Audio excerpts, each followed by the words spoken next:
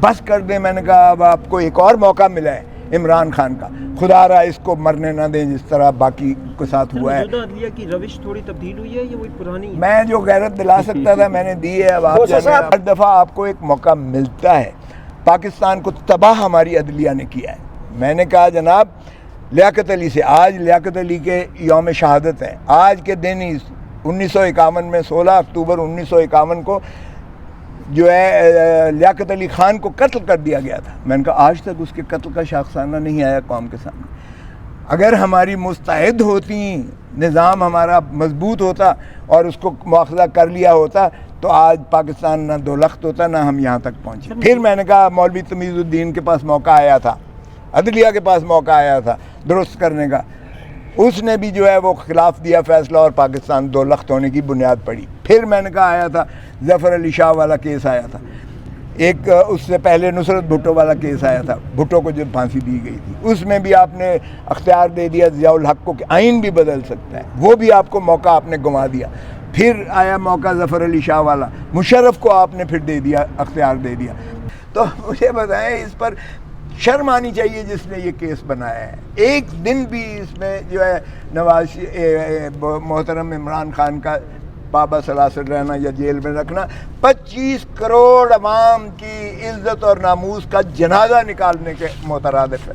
ہم کیا ایک غیور قوم کی حیثیت سے میں سمجھتا ہوں کہ پاکستان کو اگر بین الاقوامی طور پر کسی بھی عزت اور وقار کا مقام حاصل کرنا ہے تو پاکستان کو اپنے معاملات جو ہے اپنے ہاتھ میں لینا پڑیں گے, کسی کی ڈکٹیشن نہیں لی جائے گی. اور یہی میں نے کہا کہ بدقسمتی سے ضیاء الحق نے بھی جو ہے یہ افغانستان جنگ امریکہ کے لیے لڑی, پاکستان کے شہید کروائے, اور پھر اسی طرح 9/11 میں مشرف نے بھی یہ امریکہ کی جنگ لڑی جس میں پاکستانی شہید ہوئے, اور آج بھی ہم اس کا خمیازہ بھگت رہے ہیں. میں نے کہا جی بس کر دیجئے, غلامی بس کر دیں اور پاکستان کو ایک آزاد ریاست کے طور پر کام کرنے دیں. پروسیکیوشن کی جانب سے کہا گیا ہے کہ عمران خان کو عمر قید بھی ہو سکتی ہے, اس پہ کیا کہیں گے؟ سزائے موت بھی ہو سکتی ہے. کر دیں جی, کر دیں. اللہ مالک ہے. بھٹو کو بھی ہم نے پھانسی لگا دی تھی, آج پاکستان اس کا جو ہے اس سے نہیں نکل سکا ہے. آج پاکستان کی جو عدلیہ پر جو حرف آتا ہے وہ عدالتی قتل کہتے ہیں. آج بھی دنیا اس پر ہنستی ہے, اور آج پاکستان کا بچہ جو ہے وہ یہ کہتا ہے بھٹو زندہ ہے. آج بھی بھٹو زندہ ہے. تو پھر مجھے بتائیں کہ اس طرح سے کسی کو مارنے سے کیا یہ لوگ کیوں غم و غصہ اور پاکستان کے عوام کا غیظ و غضب کا خدا کا خوف کریں. دیکھیں ذرا آج وہ 70 کی دہائی نہیں ہے, 80 کی دہائی نہیں ہے, 90 کی دہائی نہیں ہے, 2023 ہے. آج کا پاکستان ہر ایک کے ہاتھ میں ہر جو ہے وہ موجود ہے, انفارمیشن کا میڈیا موجود ہے, موبائل موجود ہے. سو آج کا پاکستانی جو ہے, آپ ایک دفعہ الیکشن ہونے تو دیں, پھر دیکھیں کہ ان کو پی ڈی ایم کو کتنی مار پڑتی ہے, ان کی ضمانتیں ضبط ہوں گی. میں نے اور ہمارے وکلاء کی جو ٹیم تھی ماشاءاللہ ہم نے اپنا کما حق ادا کیا ہے, پاکستان کے لیے حق ادا کیا ہے, آئین کی بالادستی کے لیے کیا ہے, رول آف لاء کے لیے کیا ہے. ہم نے بحث اپنے موکل کی, عمران خان کی دل سے جو ہے ہم نے, اور اپنی جو بساط تھی ہم نے میکسیمم کیا ہے. آگے جج, ایک منٹ یار سن تو لو جواب. آگے جج صاحبان جو ہوتے ہیں یہ اللہ کا ایک تفویض شدہ اختیار ہے, یہ اللہ کو جواب دیں, میرے اللہ کو جواب دیں. اللہ ہی انشاءاللہ انصاف کرتا ہے. اللہ کے ہاں دیر ضرور ہو سکتی ہے, اندھیر نہیں ہوتا ہے. مجھے یقین ہے انشاءاللہ کہ یہ جو ہے کیس ختم ہو جائے گا. صاحب اکثر فیصلے جو ہے محفوظ ہونے کے بعد جو ہے سنانے میں بڑی تاخیر کی جاتی ہے, تو آپ سمجھتے ہیں کہ اس کیس کو بھی جو ہے فیصلہ محفوظ کر کے دیکھیں طے خانے میں رکھ دیا جائے گا؟ میں نے یہ جو کواشمنٹ کی پٹیشن لگوائی ہے, میں نے ریکویسٹ کر کے انہوں نے پذیرائی کی. مجھے کوئی اس میں ہچکچاہٹ نہیں ہے کہ چیف جسٹس صاحب نے, میں نے کہا جی 17 کو اس نے رکھا ہوا ہے, بلڈوز کر رہا ہے, دلاور والا کام ہم سے نہ کروائیں. آپ نے وہ مذاق ہوا تھا دلاور نے جو 3 سال سزا کی تھی, وہ آج آپ پر بھی حرف آ رہا ہے اور عدالتی نظام پر سارے حرف آ رہا ہے. وکلاء کے خلاف میں نے کبھی بات نہیں کی ہے, لیکن انہوں نے جتنا وقت وہ ضائع کر سکتے تھے پہلے جب میں نے شروع کی تو کہا جی جواب دینا ہے, ہمیں تاریخ چاہیے, وقت چاہیے. اس پر میں نے مخالفت کی. تو شدید مخالفت کی، تو جج صاحب نے کہا چلیں آپ کو سنتے ہیں تو پھر ان کو دیکھ لیتے ہیں. ایسا کیا ہوا تھا کہ بطور جج جسٹس عامر بڑا غصہ کر رہی تھی؟ بطور جج جسٹس عامر فاروق کے کنڈکٹ سے آپ خوش ہیں؟ دیکھیں اللہ کو جواب دیں، میں کچھ نہیں کہوں گا. ہم نے انہی عدالتوں سے ہی ہمیں توقع ہے. انہوں نے حلف اٹھایا ہوا ہے، آئین کی پاسداری کا حلف اٹھایا ہوا ہے، عوام کے بنیادی حقوق کا حلف اٹھایا ہوا ہے. سو میں نے یہ بات کہ یہ جو سائفر کے مندرجات تھے جو ڈونلڈ لو نے ہمارے ایمبیسڈر اسد مجید کو دھمکی دی تھی کہ اگر تم نے پرائم منسٹر کو عدم اعتماد کے ذریعے نہ نکالا یا تو امریکہ تمہارے ساتھ بری کرے گا، اور اگر نکال دیا تو امریکہ تمہیں معاف کر دے گا.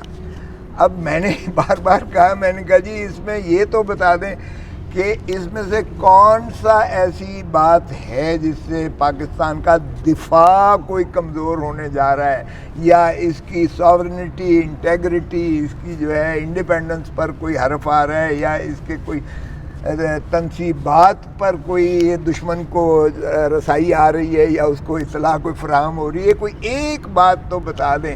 آفیشیل سیکریسی ایکٹ کو کیسے آپ اطلاق کر رہے ہیں؟ ایک تاج برطانیہ کا 100 سال کا پرانا قانون جو 1923 کا ہے، جس میں انہوں نے جو ہے جو ہندوستان کے جو باسی تھے ان کو غلام رکھنے کے لیے یہ قانون بنایا تھا کہ ان سے جو ظلم اور زیادتی روا کی جائے، جس طرح بھی انہیں پکڑ کے اٹھا کے اور ان کو سزا کر دی جائے.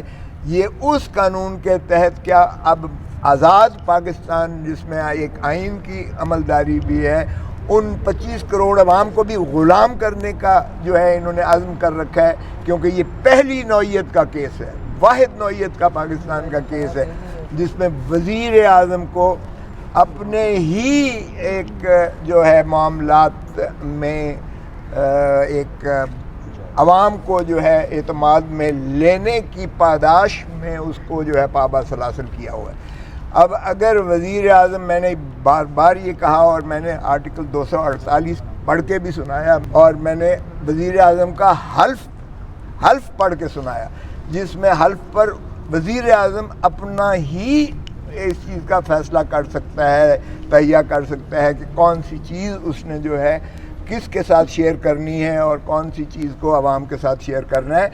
اور اگر وزیر اعظم، میری نظر میں، جو میں نے عدالت کو بھی کہا کہ میری نظر میں اگر وزیر اعظم عوام الناس سے یہ شیئر نہیں کرتا تو وہ اپنے ساتھ یا اپنے حلف کے ساتھ وفاداری نہیں کر رہا ہے. کیونکہ اگر امریکہ کا ایک اسسٹنٹ سیکرٹری ڈونلڈ لو دھمکی دیتا ہے پاکستان کے معاملات میں سنگین مداخلت کرتا ہے، اور وزیر اعظم کو کہتا ہے حکومت تبدیل کرو، اور جو ہے اس طرح سے اگر وہ مداخلت کرتے ہیں، تو وزیر اعظم کا فرض بنتا ہے کہ وہ عوام کو اس اعتماد میں لے کہ ہمیں یہ سپر پاور کا ایک جو ہے بیوروکریٹ اس طرح کی دھمکی پاکستان کے میں. لیکن اس سے پہلے وزیر اعظم نیشنل سیکیورٹی کونسل میں لے کے گئے. نیشنل سیکیورٹی کونسل میں وزیر اعظم، وزیر دفاع اور سینئر وزراء کے علاوہ چاروں سربراہان افواج پاکستان کے ہوتے ہیں. یعنی آرمی چیف ہوتا ہے، ایئر چیف ہوتا ہے، نیول چیف ہوتا ہے، اور DGISI ہوتا ہے. چاروں موجود ہوتے ہیں. یہ یعنی عسکری قیادت پوری پاکستان کی اس میں موجود ہوتی ہے. اور انہوں نے یہ فیصلہ کیا کہ یہ ڈونلڈ لو کا یہ جو فرمودات ہیں ہمارے اسد مجید ایمبیسڈر کو، یہ پاکستان کے اندرونی معاملے میں شدید مداخلت ہے، سنگین مداخلت ہے، اور اس کا جو ہے شدید جواب دیا جائے، رد عمل ڈپلومیٹک طریقے سے کیا جائے. اور اسی کی جو ہے عملداری کرتے ہوئے محترم عمران خان صاحب نے ساری قوم کو بھی بتایا اور سب کچھ ہے. اور پھر یہ نیشنل سیکیورٹی کونسل کی جو قرارداد تھی، یہ بعد میں خود شہباز شریف جب وزیر اعظم بنے تو انہوں نے بھی نیشنل سیکیورٹی کونسل کی میٹنگ اس ایشو پر بلائی. اسد مجید ایمبیسڈر کو بلایا انہوں نے اس میٹنگ میں، جو نیشنل سیکیورٹی جس میں چاروں سربراہان افواج پاکستان کے موجود تھے، ان کی موجودگی میں، اور اس میں خواجہ آصف ڈیفنس منسٹر اور اس وقت کی کابینہ شہباز شریف کے زیر جو سایہ تھی، وہ بیٹھ کے انہوں نے پھر سنا اسد مجید کا، اور انہوں نے کہا واقعی ہی یہ سائفر کے مندرجات بالکل صحیح ہیں، اس میں کوئی کمی بیشی نہیں ہے، اور یہ پاکستان کے اندرونی معاملات میں مداخلت اور ڈبوش لکھا گیا۔ تو یہ تصدیق کی، اور بعد میں جو ہے شہباز شریف نے قومی اسمبلی میں تقریر کرتے ہوئے اس بات کی تصدیق کی